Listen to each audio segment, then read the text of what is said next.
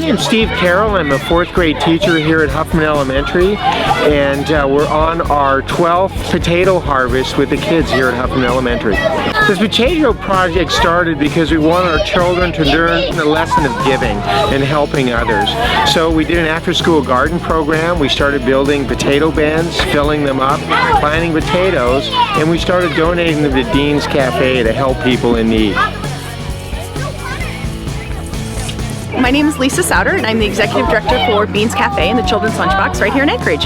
Well, the Huffman Potato Patch has to be one of my favorite places in Anchorage because it's a great opportunity where the kids, the faculty, and all the volunteers here come together to help grow fresh Alaskan produce for all the hungry people at Beans Cafe and Children's Lunchbox. We do 800 meals a day average at Beans Cafe, and we do a little more than that average for Children's Lunchbox. It's a huge help. Anytime we can get donations such as this, we so appreciate all the kids, the parents, the community volunteers that make this all possible. I'm surprised I got on my nail.